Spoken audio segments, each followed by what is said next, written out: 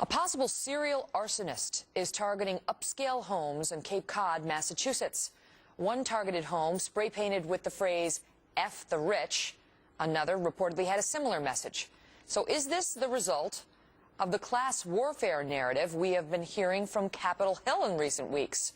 John DePietro is my guest now. He's a radio talk show host on WPRO, which is in the Cape Cod area. John, thanks for being here. So first of all, it's at least two homes, and reportedly both of them had a similar message that made clear the arsonist is no fan of people he perceives or she perceives to have money. That's true, Megan. And one house successfully burnt down. The other house they tried to ignite, but they failed to do so. Now, these were homes. They're nice homes. It's a good area, but they're not waterfront mansions that also exist on the Cape.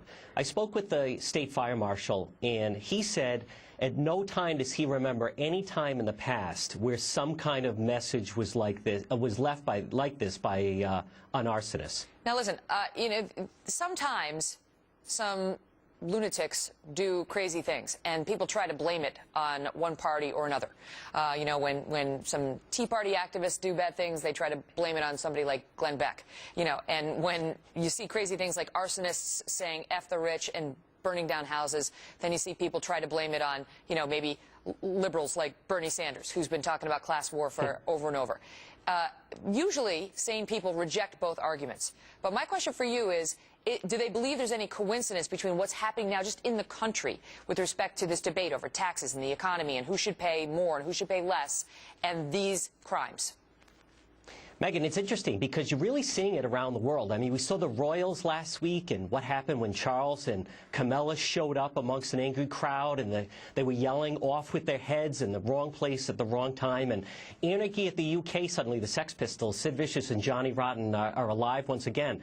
And then the tone in Washington, let's face it, has been class warfare. I mean, we hear about tax cuts for the rich and how much is too much, and there's high unemployment in the area right now. So I think there is a tone that people are frustrated, and we'll have to wait and see how this plays out. There's definitely a connection, and a message is trying to be sent. I've been amazed, John, at the emails we've been getting from our viewers who are so ticked off about, in particular, the estate tax. Now, most of us are never going to be affected by this tax. You know what I mean? If the deal, even if the deal goes, you have to have an estate worth $5 million if you're an individual, or $10 million if you're a couple. So you got to have a lot of dough for this to kick in against you.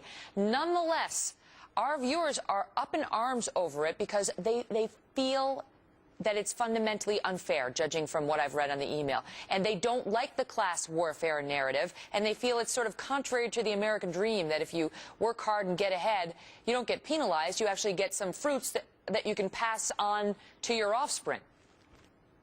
You know, it's interesting, Megan, because the tone from the Democrats is just that. I mean, you keep hearing about tax cuts for the rich, but let's face it, in this country, 200,000, 250, those are not the rich. They're not rich people, especially here in Manhattan, I can tell you that for sure. And certainly not on Cape Cod. I mean, these are two-income families. So the rhetoric, and then you even have the president jumping in, describing them as hostage takers. I was online reading some of the comments about Bernie Madoff's son, and, God, they're so vicious. People are so angry, and it's almost like they had them coming to it. There is definitely a tone now where the country, it's like, Megan, we've shifted backwards. I mean, John Lennon was in the news last week, and the Sex Pistols are alive in London, and Bill Clinton was holding forth at the White House on Friday. What's old is new again. You expect Jimmy Carter to start touring around again. But I don't think there's anything constructive. That's right. Well, not successfully. But I don't think it's constructive, this whole element.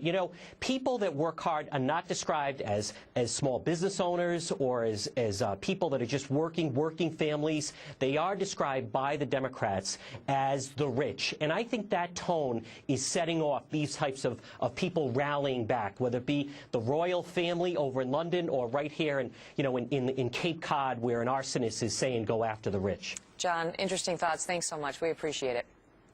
Good to be with you, Megan. And by the way, if you want to check out BernardGoldberg.com, you should, because he had a really interesting piece that we talked about with him on Friday about how you should be thanking the rich, how we should be running around thanking them, but certainly not vilifying them.